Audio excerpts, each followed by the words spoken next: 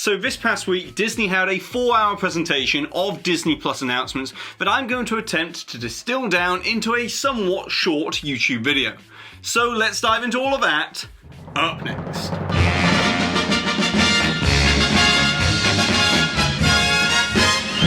Hi there Waltineers, I'm Jack and this is of course DSNY Newscast, and be sure to go ahead and subscribe down below if you're new to this channel, hit that notification bell so therefore you always receive an update whenever I release a new video, and with that being said, let's get straight into it. As on December 10th, the Walt Disney Company held their annual Disney Investor Day,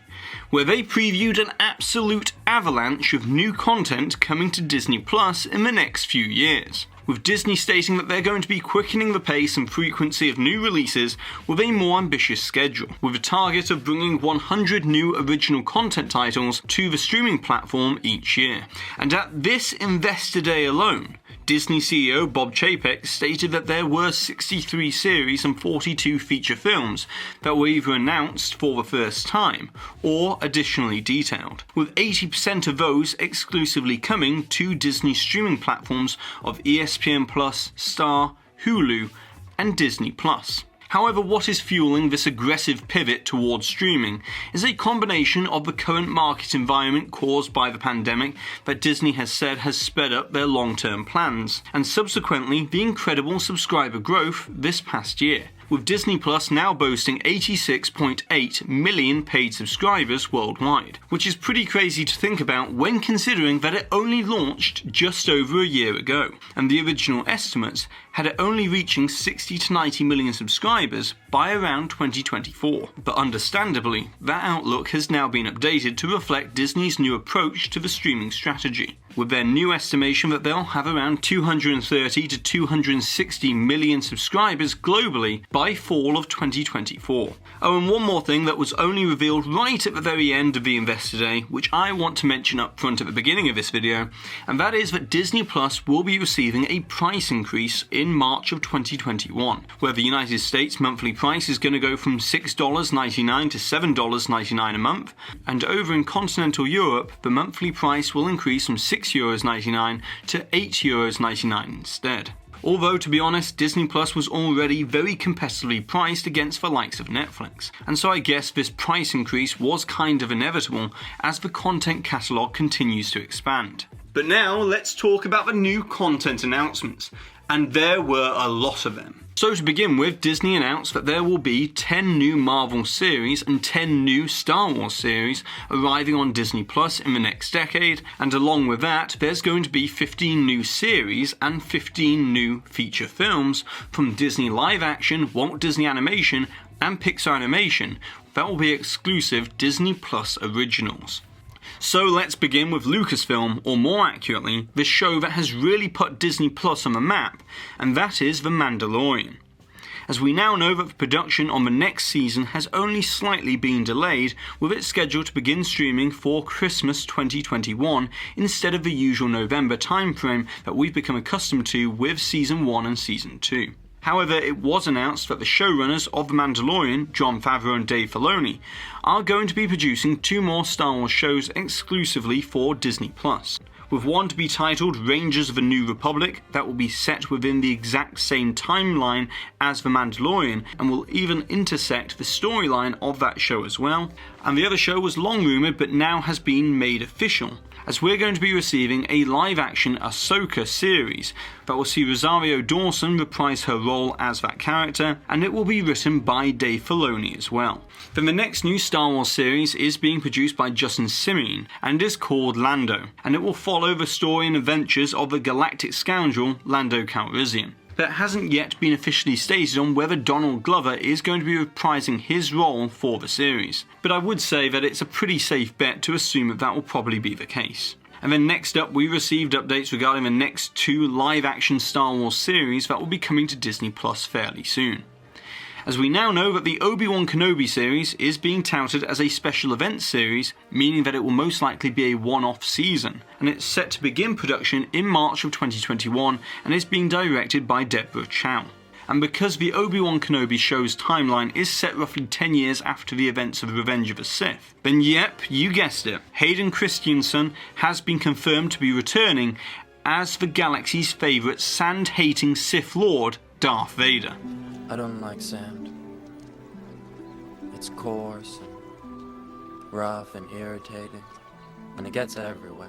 And then the other live-action series that we know about is now officially titled Andor, with it to be a tense spy thriller following Diego Luna as Cassian Andor, and it's being produced by Tony Gilroy, and will begin streaming in 2022. Although that's not all, as there were a few other announcements of new series, like The Acolyte, which will be a mystery thriller set in the final days of the High Republic, Visions, which will be the first ever Star Wars anime series that is being produced by studios in Japan, The Bad Batch, which will build off the Clone Wars animated series, a short animated series called A Drone Story that will follow R2-D2 and C-3PO on a unique mission, and despite most of Star Wars storytelling primarily being focused on Disney Plus for the next few years, we'll be seeing a new Star Wars movie called Rogue Squadron released in time for Christmas 2023, and is being directed by Wonder Woman's Patty Jenkins. And then the other Star Wars movie on the slate, but we don't have a date for as of yet, is being developed by and will be directed by Taika Waititi, who will surely bring his unique storytelling vibe to the Star Wars universe, much like he did with Thor Ragnarok in the Marvel Cinematic Universe. And then the other Lucasfilm projects that are not related to Star Wars include a series for Disney Plus based off Ron Howard's Willow that will see Warwick Davis reprise his role, and theatrically Lucasfilm are working on a movie called Children of Blood and Bone, and in terms of Indiana Jones, it's still scheduled for a theatrical release with a target date of July of 2022, and it will begin production in spring of 2021, with Harrison Ford returning one last time, donning the fedora and whip as the iconic crusading archaeologist. And then let's move on to Walt Disney Animation Studios, as first of all, as expected, Disney's next animated movie, Raya and the Last Dragon, is coming to Disney+. However, it's also going to be available in theatres and on Disney Plus simultaneously on March 5th, but it's going to be using the same Premier Access payment model as Disney used for Mulan back in September. And depending on what reaction this new original animated movie receives on Premier Access, it will help Disney better understand the co-release video-on-demand audience's response to this new approach, which in a way is kind of an admission that, as I said back in August, in my opinion, the live-action Mulan was not the strongest movie to debut the Premier Access feature with, if they want an overwhelmingly strong result. So hopefully a new original movie will show a more positive outcome.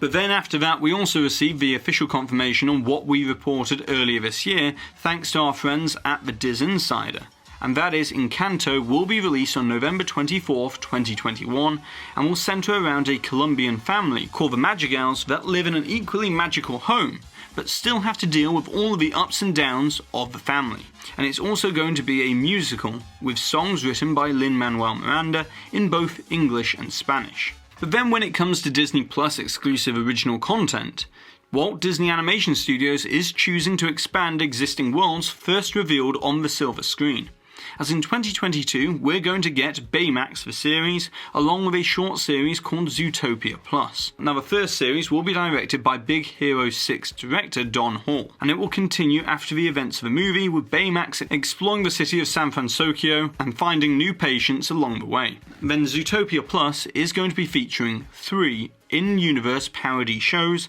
called The Little Mousewives of Little Rhodesia, So You Think You Can Prance, and The Fast Life of Flash the Sloth. Then in 2023 we're going to get 2 more series, but this time they're going to be long-form musical comedy animated series, with the first being Disney's Tiana, that will follow with Princess Tiana as she arrives in the land of Maldonia for the first time. And then the second show will be based around Disney's Moana, that will follow Moana as she leads her island of Motunui. And then in addition to all of this, Disney's also partnering with Kugali to bring a long-form original series called Irajuru, which is set in Lagos, Nigeria, and has a sci-fi futuristic theme, and it will begin streaming in 2022. Then in terms of Pixar animation, we received our first look at the animation of Pixar's Luca, which will arrive in theatres on June 18th, 2021. And it's going to follow a young boy called Luca and his best friend Alberto, as they experience an unforgettable summer in the Italian Riviera. But little do they know, that they're really sea monsters from an underwater world, and this revelation threatens their very friendship. But then we come to the new original Pixar movies scheduled for 2022. With the first to be called Turning Red, which is about a 13-year-old girl called May, who's having to come to terms with the awkwardness of being a teenager, which is made even more difficult by the fact that every time she gets too excited, she transforms into a giant red panda. And then in the summer of 2022, Pixar are going to release a science fiction movie unlike anything they've ever created, as this is going to be called Lightyear. And the premise is that this is the blockbuster movie that the Buzz Lightyear toy is derived from as part of the merchandise for that franchise movie. So it's not going to be a Toy Story movie, but it's still going to exist within the Toy Story universe. And this CGI human Lightyear character is going to be voiced by Chris Evans instead of Tim Allen. Which, if you think about this approach, this is actually a fascinating way of not only expanding the overall Toy Story universe, but it also offers further potential to officially create a Pixar theory, if Pixar wanted to tie together multiple films into an overall Pixar cinematic universe. And in addition to all of this, Pixar will also be developing new original content for Disney Plus as well, with the first being Pixar Popcorn, which will be a series of 8 shorts that will be available in January 2021, and then the next series for Disney Plus is called Doug Days, which will stream in fall of 2021, and is written and directed by Bob Peterson, who created Forky Asks a Question, and this short series of Doug Days is going to follow Doug as he takes on the dangers of suburbia by encountering puppies, fireworks, and the pesky backyard squirrel. And then in fall of the following year in 2022, Cars is going to return with a series that takes on a ride across the country with Lightning McQueen and Mater on an epic road trip adventure. And then the following year after that, in fall of 2023, Pixar will be streaming their first long-form animated series. That's called Win or Lose, and is centered around a co-ed middle school softball team retelling the same week from every character's perspective. However, throughout the Investor Day presentation, no mention was made to the previously announced spin-off series to Monsters Inc. called Monsters at Work, so it's unclear at the moment whether it's still progressing ahead as planned, as it was originally supposed to be released in 2020. And then we come to the Disney live action side of things. And this is where we're going to get quite a few remakes, reboots, and even sequels that will be exclusive to Disney+. With the biggest being Disney's live action retelling of Pinocchio that will star Tom Hanks as Geppetto, and will be directed by legendary director Robert Zemeckis. And it's set to use cutting-edge CGI to bring the little wooden boy to life. Then the next movie in the slate is set to be directed by David Lowery, and it will be a live-action version of Peter Pan for Disney Plus called Peter Pan and Wendy. That's going to star Jude Law as Captain Hook. And interestingly, we'll also get a live-action Chip and Dale Rescue Rangers movie as well, with Andy Samberg and John Mulaney of SNL fame voicing the lovable chipmunks. And that's not all, as there'll also be some sequels in the form of Disenchanted, that is a sequel to the 2007 movie Enchanted with Amy Adams, and we'll also get the long-anticipated sequel to a cult classic with the arrival of Hocus Pocus 2 for Disney+. And then in addition to all of that, we're going to see a Three Men and a Baby remake starring Zac Efron, a Cheaper by the Dozen remake starring Gabrielle Union, another Sister Act movie, a movie called Flora and Ulysses out in February 2021, an animated Diary of a Wimpy Kid movie, an animated Night at the Museum movie, and an Ice Age movie called The Adventures of Buck Wild. But we also received the official confirmation of some live-action Disney remakes that are in the works for theatrical release, as Disney is working on a prequel to 2019's The Lion King that will be directed by Barry Jenkins. Director Rob Marshall is busy currently working on the live-action reimagining of Disney's The Little Mermaid, and the live-action remake of 101 Dalmatians, titled Cruella, starring Emma Stone, and is actually more of a Cruella de Vil origin story, and is still scheduled at this time for a theatrical release in May of 2021. Then in terms of Disney television studio offerings coming to Disney+, it was made official that we're going to receive a prequel series to the live-action Beauty and the Beast, with Luke Evans and Josh Gad to reprise their roles of Gaston and LeFou. There's going to be a Swiss Family Robinson reboot series as well, along with a Percy Jackson and the Olympians series, and a series called The Mysterious Benedict Society with Tony Hale. Then in addition to that, Disney Television are going to be producing a Mighty Ducks series that is coming to Disney Plus in 2021, and a reboot series of Turner and Hooch starring Josh Peck, and a new series called The Big Shot that stars John Stamos. And lastly, we come to Marvel Studios. As you see in the past year, there's been relatively little exclusive content for Marvel on Disney+. But in 2021, that's about to change. As WandaVision begins streaming January 15th, Falcon and the Winter Soldier will start streaming on March 19th, and then Marvel's Loki series, which personally is easily the series that I am most excited to see from Marvel next year, will begin streaming in May of 2021. And so all of that combined with the animated What If series streaming in summer of 2021 means that next year is definitely going to be the year to get Disney Plus if you're a Marvel fan. And what's so intriguing about all of these new Marvel shows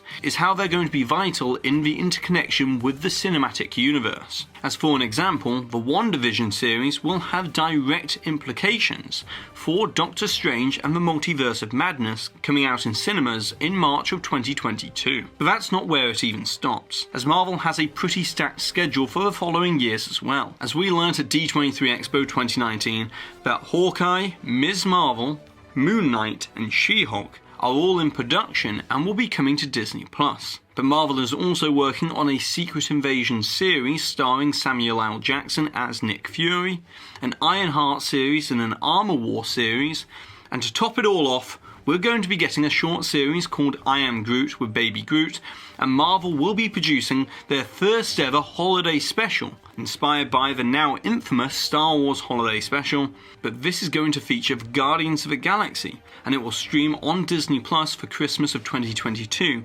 before the theatrical release of Guardians of the Galaxy Volume 3 in 2023. So overall, it was a bit of a difficult task, but hopefully that has succinctly distilled down the 4-hour-long Investor Day of Disney Plus announcements into a somewhat short YouTube video of around 20 minutes. And if you've enjoyed it, be sure to subscribe down below. But one thing is for sure, and that is that this stellar schedule of content coming down the pipeline for Disney Plus has really raised the bar for every other streaming platform like HBO Max and NBC Peacock, and as long as the subscription prices are not increased too much, then this is going to be a big win for us, the audiences. Oh, and I also think it's about time that Netflix should start to be a little bit more concerned about the competition as well. But now, it's over to you Waltineers, as I would like to know what are you most excited to see come to Disney Plus in the next few years and the reason why. And also, what are your thoughts on the price increase for Disney Plus and what's the maximum you would consider paying for a streaming service. And of course, don't forget to put the timestamp for where the hidden Mickey appeared somewhere within this video along with your suggestion or your comment